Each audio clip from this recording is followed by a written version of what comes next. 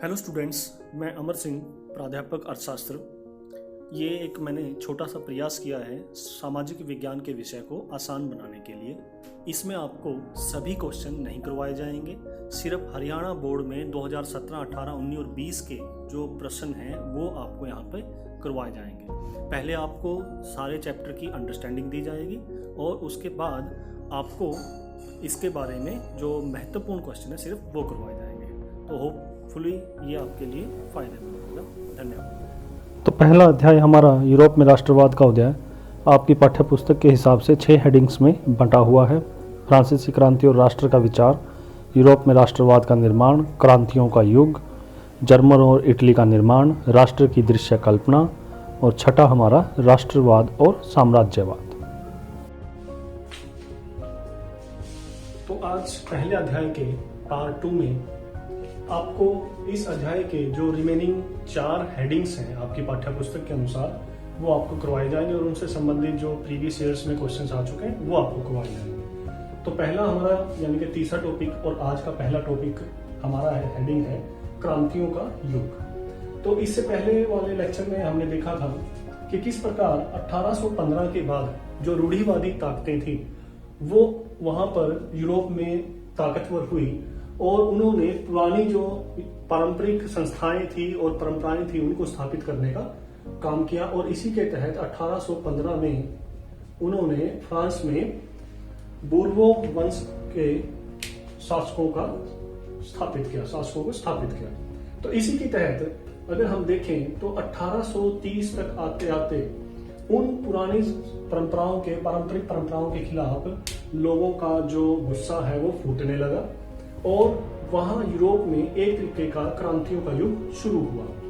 तो अगर हम फ्रांस की बात करें तो 1830 में फ्रांस के लोगों ने बूर्बो राजवंश की सत्ता को फिर उखाड़ दिया, उसको समाप्त कर दिया गया और बूर्बो वंश की जो शासक है उसकी जगह पे एक संवैधानिक राजतंत्र का मतलब क्या है कि राजा तो होगा लेकिन राजा किसके अधीन काम करेगा? संसद के अधीन।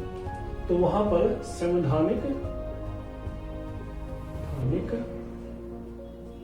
राजतंत्र स्थापित किया गया और उसका जो राजा है वो किसको बनाया गया? लुई फिलिप को।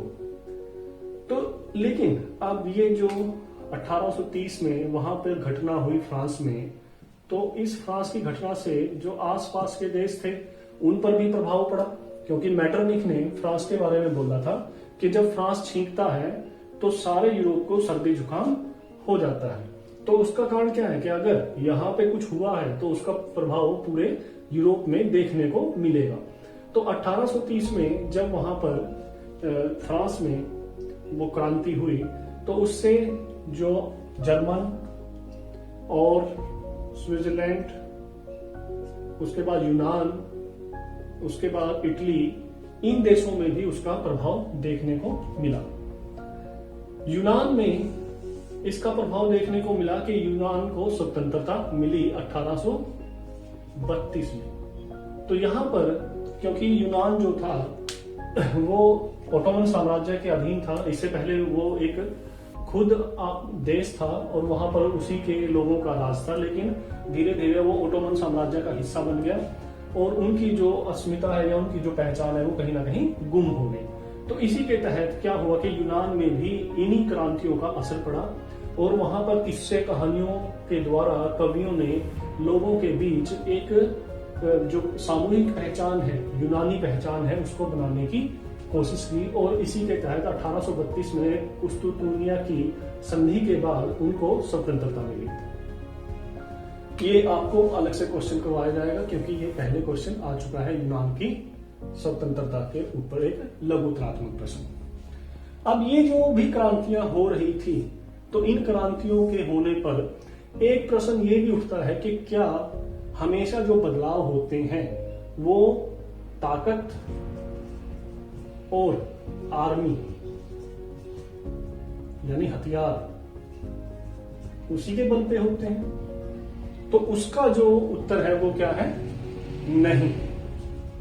जो बदलाव है, जो क्रांतियां हैं, उनमें संस्कृति भी बहुत महत्वपूर्ण भूमिका निभाती है। तो इसका जो पहला सब हेडिंग है रूमानी कल्पना, इसका मतलब क्या है कि वहां पर कवियों ने अपने काव्यों, कहानियों और जो स्थानीय भाषाएं थी उनके द्वारा लोगों के बीच इस चीज को, राष्ट्रीय एकता को और सामूहिकता की भावना को पहुंचाने का काम किया। तो उन्होंने किस चीज को जरिया बनाया? काव्य, कहानियों को, संगीत को। तो जो कल्पनाएं थी, जो प्रतीक चिन्ह थे, उनका प्रयोग किया गया और लोगों को एक सूत्र में बांधने का कार्य किया गया। तो इसके ऊपर भी एक प्रश्न आपका बनता है कि किस प्रकार से जो संस्कृति है वो राष्ट्रीय भावना को बढ़ाने में मदद करती है। तो ये आपको अलग से प्रश्न करवाया जाएगा। उसके बाद इन्हीं क्रांतियों का जो कारण है, जैसे मैंने आपको कहा कि हथियार, ताकत, आर्मी, जरूरी नहीं है कि इसी के आधार पर क्रांति हो। क्रांतियां कई बार हमारी जो सांस्कृतिक धरोहर है उसके कारण, और कई बार जो परिस्थितियां होती हैं उनके कारण भी क्रांतियां जन्म लेती है। जैसे इसका दूसरा सब हेडिंग है भूख, कठिनाइयां और जन विद्रोह। तो 1830 का दशक था, उसमें क्या हुआ कि यूरोप में जो जनसंख्या है वो बहुत तेजी से बढ़ने लगी और उस जनसंख्या के लिए उतने साधन उपलब्ध नहीं थे, जैसे खाने के पर्याप्त वहां पर अनाज नहीं था। इसके अलावा वहां पर एक समस्या और थी, यूरोप का जो कॉन्टिनेंट है, कि वहां पर जो इंग्लैंड से बनी हुई सस्ता जो सामान आता था मशीनों के द्वारा, उससे उनको क्या करनी पड़ती थी? प्रतियोगिता। तो जिसके कारण उनको बेरोजगारी और भुखमरी का सामना करना पड़ रहा था, क्योंकि इंग्लैंड से बनी हुई जो सस्ती वस्तुएं हैं वो उनको पिछाड़ देती थी, पीछे छोड़ देती थी। तो इसके ऊपर अभी कोई प्रश्न नहीं आया है। तो तीसरा जो पॉइंट है, उदारवादियों की क्रांति। अब उदारवादी होते कौन है? जो समानता, स्वतंत्रता, आजादी में विश्वास रखते हैं, उनको हम कहते हैं उदारवादी। तो जो रूढ़िवादी ताकतें वहां पर पहले थी 1815 के बाद, उन रूढ़िवादी ताकतों के खिलाफ उदारवादियों की क्रांति हुई और उन उदारवादियों ने जो वहां रूढ़िवादी संस्थाएं थी, परंपराएं थी, उनको फेंकने का काम किया, उनको बदलने का काम किया। तो उदारवादी हमेशा परिवर्तन में विश्वास रखते हैं और ये मनुष्य की समानता और स्वतंत्रता में उसके ऊपर जोर देते हैं। तो इसके तहत उदारवादियों ने क्या किया? 1848 में फिर फ्रांस में क्रांति हुई और वहां पर जो लुई फिलिप था, जो संवैधानिक राजतंत्र के द्वारा वहां पर राजा बनाया गया था, उस लुई फिलिप को सत्ता से निकाल दिया गया और वहां पर गणतंत्र की स्थापना कर दी गई। तो इस प्रकार से ये हमारा पहला टॉपिक कंप्लीट हो जाता है। इसके बाद हमारा जो अगला टॉपिक है, यानी फोर्थ टॉपिक और आज का सेकंड, कि जर्मन और इटली का निर्माण। अब इन्हीं 1848 में जो फ्रांस में गणतंत्र की स्थापना हुई, उससे क्या हुआ? जर्मन, इटली, इन देशों में भी जो राष्ट्रवाद की भावना है और गणतंत्र की भावना है वो और जोर पकड़ने लगी। तो अब इन्होंने, जर्मन और इटली ने क्या किया? सिर्फ राष्ट्रवाद को ही प्रमुख नहीं बनाया, राष्ट्रवाद के साथ इन्होंने प्रेस की स्वतंत्रता, व्यक्तियों की आजादी और समानता, इन चीजों को भी इन्होंने इसके साथ जोड़ दिया राष्ट्रवाद के साथ। यानी कि ये देश की अखंडता तो चाहते ही थे, उसको एक तो चाहते ही थे, उसके साथ साथ ये जो दूसरे अधिकार हैं उनको भी प्राप्त करना चाहते थे। तो इसी के तहत वहां पर जर्मन में जो लोग थे वो एक संसद के तहत इकट्ठे हुए। फ्रैंकफर्ट 1848 में फ्रैंकफर्ट में वो इकट्ठे हुए और उन्होंने एक सर्व जर्मन संसद का निर्माण करने की घोषणा की। यह फ्रैंकफर्ट में एक चर्च के अंदर इकट्ठे हुए। तो इसके बाद जो हमारा अगला टॉपिक है इटली और जर्मन और इटली का निर्माण, तो इसके तहत हम पढ़ेंगे कि जर्मन का किस प्रकार से एकीकरण हुआ और इटली का कैसे एकीकरण हुआ। तो इसको अलग से इन पे दोनों पे प्रश्न है। तो अगर दोनों को पूछा जाता है तो ये दीर्घ उत्तरात्मक प्रश्न बनेगा और अलग अलग पूछा जाता है तो लघु उत्तरात्मक प्रश्न बनेगा। तो जर्मन में भी फ्रैंकफर्ट जब संसद हुई तो वहां पर जो प्रशा है, प्रशा के जो सामंती थे, जमींदार थे, उन्होंने इनका साथ नहीं दिया और धीरे धीरे जो रूढ़िवादी हैं, रूढ़िवादी कौन से होते हैं?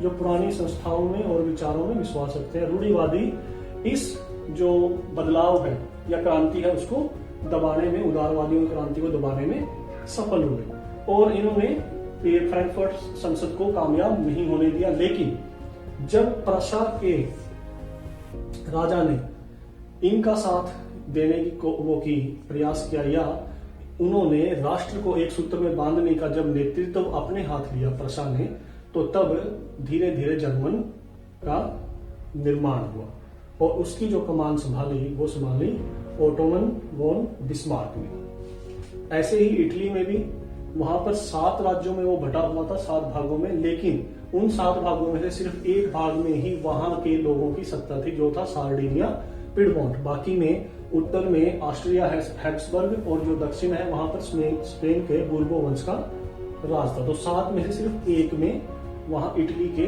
लोगों का या इटली की जो वंश है उसका वहां पर राज्य था। तो इसको किस प्रकार से जूसेपे मैत्सिनी, उसके बाद जूसेपे गैरिबोल्डी और उसके बाद जो काबूर है, उसने उन तीनों ने महत्वपूर्ण भूमिका निभाई और इटली का निर्माण किया। तो आज का हमारा जो पहला प्रश्न है वो है यूरोप में राष्ट्रवाद के विकास में संस्कृति के योगदान को दर्शाने वाले 3 उदाहरण दें। तो जैसे मैंने आपको डिस्कशन में भी बताया था कि राष्ट्रवाद को पैदा करने के लिए जरूरी नहीं है कि युद्धों और क्षेत्रीय विस्तार को ही माध्यम बनाया जाए। कला, कहानियाँ, किस्सों और संगीत के द्वारा भी राष्ट्रीय भावनाओं को पैदा किया जा सकता है। इसके 3 उदाहरण हम यहाँ पे बताएंगे। पहला है रूमानीवाद। तो रूमानीवाद एक सांस्कृतिक आंदोलन था जिसने भावनात्मक तरीके से लोगों के बीच राष्ट्रीय एकता की भावना को पैदा करने की कोशिश की। तो इन्होंने तर्क वितर्क और विज्ञान के ऊपर बल नहीं दिया बल्कि रहस्यवादी भावनाओं के ऊपर बल दिया। दूसरा हमारा उदाहरण है स्थानीय बोलियां तथा लोक साहित्य। तो राष्ट्रवाद के उदय के लिए स्थानीय बोलियों पर बल दिया गया। लोक साहित्य को, जो स्थानीय लोक साहित्य था, उसको एकत्रित किया गया और उस संदेश को ज़्यादा से ज़्यादा लोगों तक पहुंचाया गया। उसके बाद तीसरा हमारा था स्थानीय बोलियों का ये भी फ़ायदा था कि जो लोग निरक्षर थे उनको भी इसके अर्थ को समझाया जा सकता था। उनके बीच में भी राष्ट्रीय एकता को पैदा करने वाली जो विचारधारा है उसको आसानी से पहुंचाया जा सकता था। भाषा, तो भाषा में भी राष्ट्रीय भावनाओं के विकास में एक महत्वपूर्ण भूमिका निभाई। रूस के अधीन पोलैंड में पोलिश भाषा को स्कूलों से बलपूर्वक हटा दिया गया था। तो अब जो पोलिश के मध्यम वर्ग था या जो क्रांतिकारी थे, उन्होंने भाषा को एक शस्त्र बनाया रूस के लोगों के खिलाफ लड़ने के लिए। तो जैसे ही रूस ने वहाँ पर अत्याचार बढ़ाए तो पोलिश लोग इकट्ठे हो गए, उनमें एकता आ गई कि अब हमें रूस के खिलाफ लड़ना है। तो चर्च में भी पादरियों ने जो रूसी भाषा है उसका प्रयोग करना बंद कर दिया। तो ये हमारा पहला प्रश्न। उसके बाद दूसरा प्रश्न हमारा है, ये पहले टॉपिक से ही है, कि यूनानी युद्ध के ऊपर एक नोट लिखें। तो ये लघुतरात्मक प्रश्न है। तो जैसे मैंने आपको बताया था, तीसरा जो हमारा हेडिंग है आपकी पाठ्य पुस्तक का, क्रांतियों का युग 1830 से 1848। तो उस युग के दौरान ही जो हमारे यूनानी स्वतंत्रता के लिए भी एक आंदोलन शुरू किया गया। तो यूनानी जो साम्राज्य था वो धीरे धीरे ओटोमन साम्राज्य का हिस्सा बन गया और यूनान अपनी जो पहचान था वो खो चुका था। तो उस पहचान को दोबारा से जागृत किया गया और यूनान के लोगों ने या यूनान के जो कवि थे उन्होंने अपनी कविताओं, अपनी कहानियों के द्वारा उस पहचान को दोबारा से पैदा करने की कोशिश की। तो उन्होंने 1821 से ये जो कोशिशें हैं वो शुरू की और धीरे धीरे बिखरे यूनानी राष्ट्रवादियों ने यूनान की प्राचीन संस्कृति को आधार बनाकर जनता के बीच अपने राष्ट्र के प्रति भावना को जागृत करने का काम किया। और 1832 में कुस्तुनतुनिया संधि ने यूनान को एक स्वतंत्र राष्ट्र का दर्जा दिया। तो ये बहुत इंपॉर्टेंट संधि है, ये छोटे प्रश्नों में आगे आएगी। इसके बाद हमारा तीसरा प्रश्न है दीर्घ उत्तरात्मक, कि किन्हीं 2 देशों पर ध्यान केंद्रित करते हुए बताएं कि 19वीं सदी में राष्ट्र किस प्रकार विकसित हुए, अथवा जर्मन और इटली के एकीकरण के ऊपर नोट लिखें। अगर ये अलग अलग प्रश्न आता है, जर्मन एकीकरण के ऊपर मान लो अलग से पूछता है वो, और इटली के एकीकरण पर वो अलग से पूछता है, तब ये लघु उत्तरात्मक में भी आ सकते हैं। तो पहला हम करेंगे, ये हमारे जो प्रथम अध्याय है उसके 4th जो हेडिंग है उसमें से ये क्वेश्चन बनता है।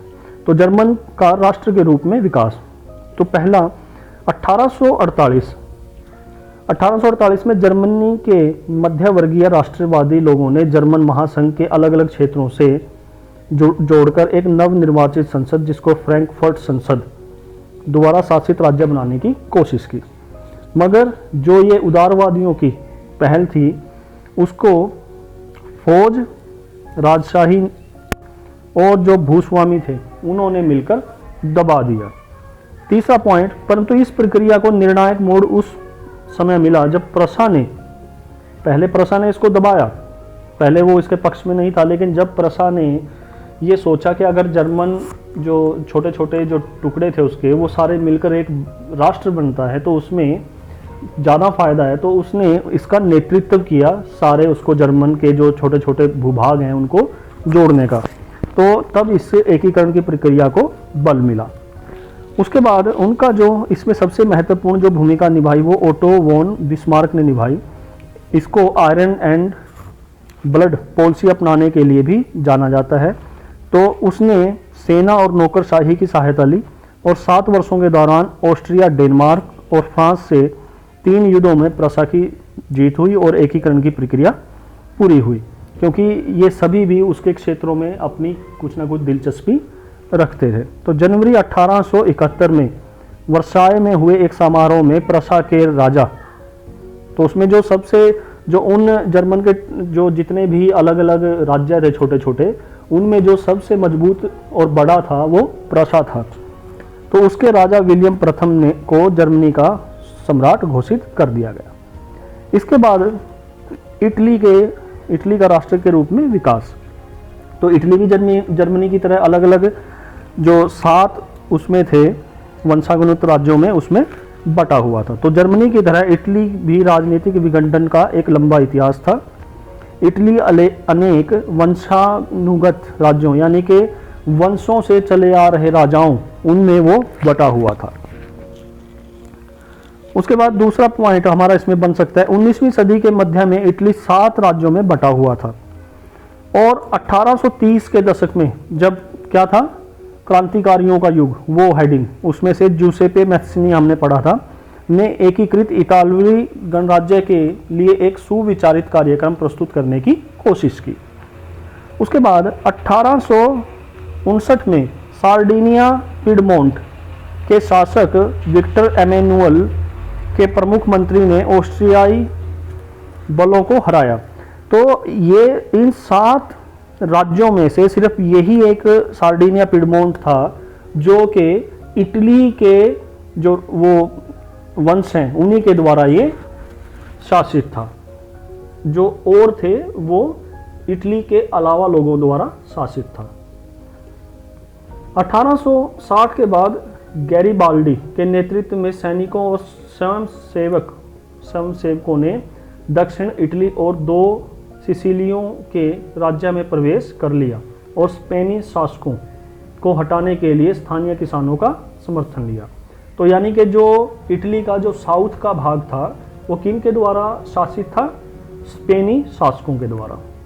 1861 में एमेनुअल द्वितीय को एकीकृत इटली का राज्य का राजा घोषित कर दिया गया और इस प्रकार इटली में राष्ट्र राज्य का विकास हुआ। अगला प्रश्न जो इसी टॉपिक में से बनता है, फ्रैंकफर्ट संसद, ये 4th क्वेश्चन है हमारा। तो फ्रैंकफर्ट संसद का संबंध जर्मन राष्ट्र के निर्माण से है। 1848 को विभिन्न जर्मन प्रदेशों के नवनिर्वाचित सदस्यों ने एक जुलूस के रूप में फ्रैंकफर्ट संसद में अपना स्थान ग्रहण किया। यह संसद सेंट पॉल चर्च में हुई थी। इस संसद ने मजदूरों और कामगारों की मांग की ओर ध्यान नहीं दिया और वे उनका समर्थन खो बैठे।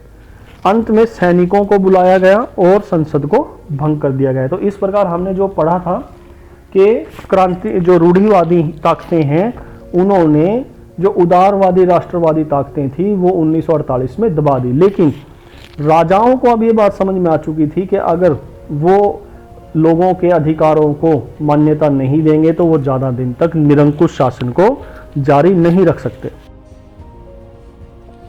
तो आज का हमारा जो 5वां टॉपिक है वो है राष्ट्र की दृश्य कल्पना या रूपक। तो दृश्य कल्पना का मतलब क्या है कि राष्ट्र को अमूर्त रूप में समझना बहुत मुश्किल है, उसकी कल्पना करना बहुत मुश्किल है। तो फ्रांस के लोगों ने या जो यूरोप के जो लोग थे, कलाकार थे, उन्होंने एक तरीका अपनाया। उन्होंने राष्ट्र को एक रूप दिया, और रूप किसका दिया? नारी का। उन्होंने नारी के रूप में राष्ट्र को दिखाने की कोशिश की ताकि लोग उससे जुड़ सकें, सामूहिकता की जो भावना है वो पैदा हो सके। उसके अलावा उन्होंने और भी बहुत से जो रूपक हैं उनका प्रयोग किया। जैसे उगता हुआ सूरज, मान लो उगता हुआ सूरज किसको दिखाता है? नए युग की शुरुआत को। टूटी हुई बेड़ियां, अगर बेड़ियां टूटी हुई हैं तो क्या दिखा रही है? स्वतंत्रता को। इस प्रकार से उन्होंने और भी रूपकों का प्रयोग किया। तो जो फ्रांस में नारी रूप का प्रयोग किया गया उसका नाम दिया गया मारियान, और जर्मनी में जो नारी रूप का प्रयोग किया गया उसको नाम दिया गया जर्मेनी। इन दोनों पे प्रश्न आ चुके हैं। उसके बाद राष्ट्रवाद और साम्राज्यवाद। तो यूरोप में अब राष्ट्रवाद जो ताकतें थी वो अपनी चरम पे थी, और जर्मनी, इंग्लैंड और फ्रांस, इटली, इनका एकीकरण हो चुका था। और इनका एकीकरण होने के बाद अब जो यूरोप के बाकी क्षेत्र था वहां पर भी ये राष्ट्रवादी जो ताकतें हैं वो पनप रही थी, सुदृढ़ हो रही थी। तो ऐसा ही एक क्षेत्र था बाल्कन क्षेत्र। बाल्कन क्षेत्र में बहुत सी जातीय विभिन्नता थी, तो इसके कारण वहां पर अलग अलग छोटी छोटी जो इकाइयां हैं वो उभर रही थी। वो अपनी पहचान के इर्द गिर्द होकर अपने आप को स्वतंत्र राष्ट्र घोषित करने के उसमें प्रयासों में थे। तो ऐसे ही कुछ देश या क्षेत्र हम कह सकते हैं, रोमानिया, बुल्गारिया, क्रोएशिया, यूनान, सर्बिया। तो इन क्षेत्रों में इस प्रकार की जो ताकतें हैं वो उभर रही थी, जिससे वहां काफी संघर्ष की स्थिति बनी हुई थी। और इन लोगों को क्या कहा जाता है? इस क्षेत्र के लोगों को स्लाव। तो इस संघर्ष की स्थिति में जो जर्मन, फ्रांस, इंग्लैंड, ऑस्ट्रिया, इन देशों ने इस स्थिति का फायदा उठाने की कोशिश की। इन्होंने इन बाल्कन क्षेत्र में अपने प्रभाव को बढ़ाने की कोशिश की। तो साम्राज्यवाद क्या है कि जब जो राष्ट्र हैं वो अपनी ताकत को और अपने क्षेत्र को बढ़ाने का प्रयास करें तो उसको हम कहते हैं साम्राज्यवाद। तो इसके ऊपर भी एक प्रश्न आया हुआ है बाल्कन क्षेत्र के ऊपर, तो ये आपको अभी अलग से पीडीएफ में करवा दिया जाएगा, और उस पीडीएफ को आप डिस्क्रिप्शन से डाउनलोड कर सकते हैं। तो ये हमारा यहाँ पर आज चैप्टर खत्म होता है। इससे अगले पार्ट 3 में आपको इससे संबंधित जितने भी छोटे महत्वपूर्ण प्रश्न हैं, अति लघुत्तरीय, वो आपको करवाए जाएंगे। धन्यवाद। अगला प्रश्न हमारा है, मैरियान और जर्मेनिया कौन थे? जिस तरह उन्हें चित्रित किया गया उसका क्या महत्व था? तो ये जो हमारा प्रश्न है ये कौन से टॉपिक से? ये 5वें हेडिंग से है, राष्ट्र की दृश्य कल्पना। तो मारियान और जर्मेनिया दो नारियों के चित्र हैं, उन्हें राष्ट्रों के रूप में चित्रित किया गया है। मारियान कौन सा है? फ्रांसीसी गणराज्य का रूपक, और जबकि जर्मेनिया जर्मन राष्ट्र का रूपक है। तो 18वीं 19वीं सदी के कलाकारों ने राष्ट्रों को मानवीय रूप देने का प्रयत्न किया और उनकी अभिव्यक्ति एक साधारण नारी के रूप में की। उनकी तस्वीरें डाक टिकटों तथा सार्वजनिक स्थानों पर लगाई गई ताकि लोगों में राष्ट्रीय भावना जागती रहे। तो ये प्रतीकों का प्रयोग किया गया लोगों को इकट्ठा करने के लिए। जर्मेनिया को बलूत वृक्ष के पत्तों का मुकुट पहने दिखाया गया, क्योंकि बलूत जो है वो क्या है? वीरता का प्रतीक माना जाता है। महत्व क्या है? इन चित्रों ने लोगों में राष्ट्रीयता की भावना को प्रबल बनाया। इससे भी बढ़कर मारियान ने फ्रांस को तथा जर्मेनिया ने जर्मन को एक अलग राष्ट्र के रूप में पहचान दी। इसके बाद हमारा जो लास्ट क्वेश्चन है और लास्ट टॉपिक से है वो क्या है? राष्ट्रवाद और साम्राज्यवाद से। तो ये क्वेश्चन है हमारा कि 1871 के पश्चात बाल्कन क्षेत्र में यूरोप में राष्ट्रीय तनाव का स्रोत कैसे बना? किन्हीं 4 बिंदुओं की व्याख्या कीजिए, अथवा बाल्कन प्रदेशों में राष्ट्रवादी तनाव क्यों पनपा? तो इसका मतलब क्या है, जब लास्ट टॉपिक हमने किया कि जो जापान है, इसमें जो यूरोप है, उस यूरोप के क्षेत्र में जहाँ पर बहुत सी जातीय विभिन्नता थी, वहाँ पर भी राष्ट्रीय जो ताकतें थी वो ताकतवर हो रही थी, जैसे रोमानिया, बुल्गारिया, क्रोएशिया, यूनान, सर्बिया। तो इन क्षेत्रों में एक तरफ राष्ट्रवादी ताकतें मजबूत हो रही थी, दूसरी तरफ जो पहले राष्ट्र बन चुके थे जैसे जर्मन, फ्रांस, ब्रिटेन, ऑस्ट्रिया, ये उन क्षेत्रों में अपनी जो पहुंच है या अपना जो प्रभाव है वो बढ़ाने की कोशिश कर रहे थे, यानी कि वो इन क्षेत्रों में अपना विस्तार करने की कोशिश कर रहे थे। तो इसके कारण वहाँ पर संघर्ष की एक स्थिति चली। तो इस क्षेत्र में मुख्यतः आधुनिक रोमानिया, बुल्गारिया, यूनान, मैसेडोनिया, बोस्निया, सर्बिया आदि प्रदेश शामिल थे। इन क्षेत्र के निवासियों को क्या कहकर पुकारा जाता था? स्लाव। तो इसमें तनाव का क्यों पनपा? इस क्षेत्र का अधिकतर हिस्सा ओटोमन साम्राज्य का भाग था तथा ओटोमन साम्राज्य अत्यधिक कमजोर हो चुका था। तो इसका फायदा उठाने के लिए जो दूसरे उसके आसपास राज्य थे उन्होंने कोशिश की। ओटोमन साम्राज्य के अधीन राष्ट्रों में राष्ट्रवाद की भावना दिन प्रतिदिन बढ़ती जा रही थी, इसलिए वे स्वतंत्रता की कामना कर रहे थे। तीसरा, उन्होंने अपने अपने इतिहास द्वारा यह सिद्ध करने की कोशिश की कि वे पहले स्वतंत्र थे, अब उन्हें अगर वो स्वतंत्र नहीं है तो उन्हें स्वतंत्रता मिलनी चाहिए। चौथा, सभी बाल्कन राज्य एक दूसरे से भारी ईर्ष्या करते थे और प्रत्येक राज्य अपने लिए अधिक से अधिक प्रदेश हथियाना चाहता, तो इसलिए उनमें क्या था? कंपटीशन, प्रतिस्पर्धा उनमें बहुत ज़्यादा थी। पांचवा, बाल्कन क्षेत्र में यूरोपीय शक्तियों की प्रतिस्पर्धा के कारण भी यह तनाव और गहरा हो गया। रूस, जर्मनी, इंग्लैंड आदि ओटोमन साम्राज्य की कमजोरी का लाभ उठाकर वहां अपना प्रभाव जमाने की कोशिश कर रहे थे और इसी बढ़ते तनाव के कारण प्रथम विश्व युद्ध की भूमिका तैयार हुई। तो इस प्रकार ये हमारे आज सारे जो चैप्टर हैं लघु उत्तरात्मक और दीर्घ उत्तरात्मक प्रश्न वो समाप्त होते हैं और इसके जो PDF है वो डिस्क्रिप्शन से आप लोड कर लेना और इसके बाद जो तीसरा पार्ट होगा उसमें आपको सभी लघु उत्तरात्मक, अति लघु उत्तरात्मक प्रश्न करवाए जाएंगे। धन्यवाद।